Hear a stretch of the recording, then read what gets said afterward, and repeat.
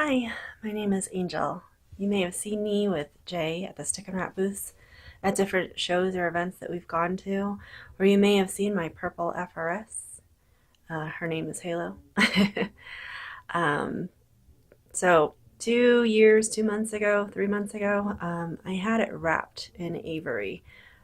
Uh, the wrap should have stayed good for 3 years, unfortunately, because the car is almost always outside, daily driven, sees rain, sun, cold.